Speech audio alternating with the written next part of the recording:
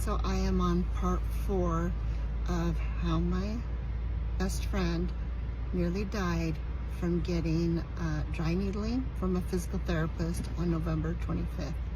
We're on December 6th now, and she had woken up in the morning and asked me to take her to the ER. I took her to the ER, and I talked about that in part 3.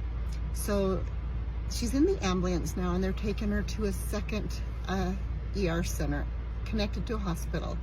She needs to get an MRI with contrast. They already viewed her MRI that she had that Wednesday earlier from her doctor that she went to go see, and it didn't tell them anything. All they could see is the bones. So now she's getting an MRI with contrast of her back. So we get to that ER center, and it takes a while. The procedure takes a little bit longer than the first time she got the MRI because, again, it is with contrast. The results come in, and they tell me she has an infection. She has an infection all down her spinal cord. All they did the MRI on was her back, and so they said, we're gonna move her. And at the time, so we are at Davis North Hospital, which I think is now called Holy Cross Hospital. And at first, when the ER, when the ambulance drove her there, I was a little bummed that we were at that hospital. And so they said, we're gonna move her to Ogden Regional. And I was like, so relieved, because Ogden Regional is a nice hospital. And I was like, at least she's going there to a nice hospital, and they can figure out, her treatment from there of what's going on with her. So now we know that she's got an infection in her back. They can see abscesses all down her spinal cord and on her hip. So hips, it's on both hips. So anyway, we go, so they take her by ambulance to the next, oh, no, sorry, let me stop for a minute. I'm getting ahead of myself. So they told me again that they're gonna take her to Ogden Regional. Then they come in, the ambulance is there, and they said, we had a change of plans. She is going to the University of Utah Trauma One Hospital. Right when they told me they were sending her to the University of Utah Hospital in Salt Lake City, it's a Trauma One hospital. People from out of state come there. Trauma One means that they have every doctor from every field of medicine at that hospital. So if something happens, something bad, it's best to send them there, because there's going to be someone on staff that can take care of it. Because again, they take care of everything: burn victims, cancer, primary hospital, children's hospital. So there's just everything there that you can think of. When they told me they were taking her to U of U, I was happy, because I know it's a dang good hospital, but I also knew that whatever she had was serious. I followed the ambulance. It was foggy, and I bawled the whole way. I didn't know what was wrong. And when I talked to the ER there, they said this may have happened because of the dry needling she had. Again, everyone keeps saying something about the dry needling, just coming to that conclusion. So I follow, and we get to our third ER. And remember, so this day started out in the morning at 5:30 in the morning when she told me to take her to the ER. And by the time we go to U of U, it is dark. It's about 6 o'clock or 7 o'clock at night. I really can't remember. It was later at night though. And it's just been like a whole day thing. We get to the ER in Salt Lake, and they won't let me come in and see her for quite some time. They said they need to do an assessment of her, and so they keep me out. And I'm dying. I'm in a waiting room with people who are coughing and they're sick, and I'm thinking, I don't want to get sick. Like, I need to be healthy, because whatever's wrong with Darla, I need to be there to take care of her. So when we're there at that hospital, they take her for more MRIs. They do an MRI of her head. And then it comes back, and they tell me she has an infection around her brain and all down her spinal cord and on her hips.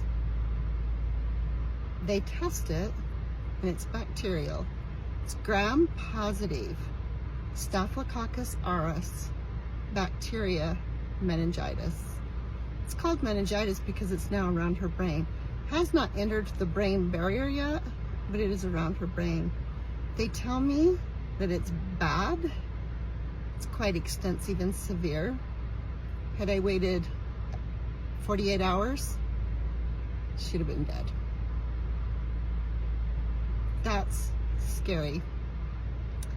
And you know, I've always I used to run, and I used to run with doctors. There was 3 doctors, and 2 of the doctors were ER doctors, and they didn't get paid by the hour, the ER doctors. They got paid per patient that they saw.